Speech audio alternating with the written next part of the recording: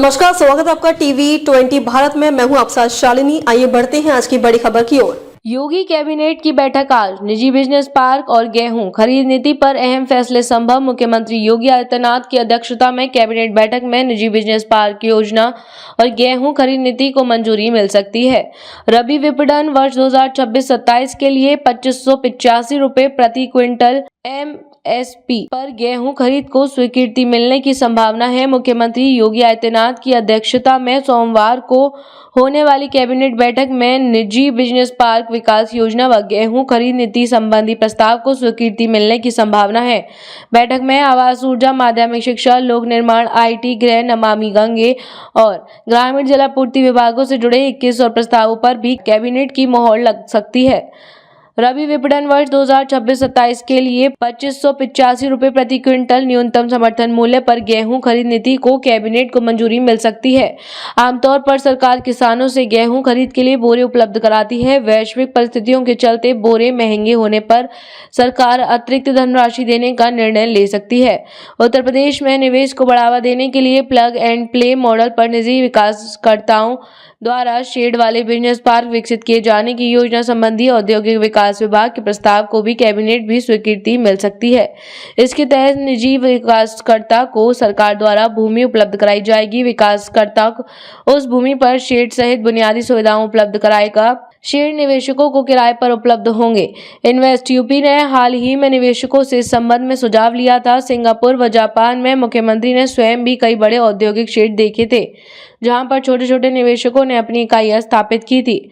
माध्यमिक शिक्षा विभाग का NCC निदेशालय में लिपिकीय संवर्ग के पुनर्गठन उत्तर प्रदेश सरकारी चीनी मिल संघ को पेराई सत्र 2025-26 में गन्ना मूल्य भुगतान के लिए राष्ट्रीय सहकारी विकास निगम से मिलने वाले ऋण पर गारंटी देने, जल संरक्षण को बढ़ावा देने के लिए नमामि गंगे एवं ग्रामीण जलापूर्ति विभाग के शोधित जल के गैर पेय कार्यों में उपयोग की नीति लागू करने, बुंदेलखंड औद्योगिक विकास प्राधिकरण के कार्मिकों पर अन्य प्राधिकरणों की तहत नियम लागू करने के लिए उत्तर प्रदेश औद्योगिक विकास प्राधिकरण केंद्रीय सेवा नियमावली 2026 संबंधी प्रस्ताव को भी कैबिनेट को मंजूरी मिल सकती है।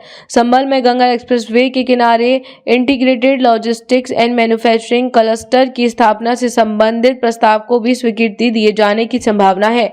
विभिन्न योजनाओं के तहत राज्य में निवेश करने वाले निवेशकों को सब्सिडी की राशि जारी करने संबंधी 8 प्रस्तावों को भी मंजूरी दी जा सकती है। लखनऊ में प्रस्तावित इंटरनेशनल एग्जीबिशन कन्वेंशन सेंटर की 1400 करोड़ रुपए से अधिक पुनरीक्षित लागत को मंजूरी देने के अलावा प्राचीन धरोहर 76 मंजिल पर रोशन उद्दौला कोठी को PPP मॉडल पर हेरिटेज पैटर्न के लिए विकसित करने के लिए भूमि का स्वामित्व पैटर्न विभाग को हस्तांतरित करने और बुलंदशहर एवं खुर्जा विकास प्राधिकरण के विकास में 14 गांवों को शामिल करने संबंधी प्रस्ताव को भी कैबिनेट की स्वीकृति मिल सकती है।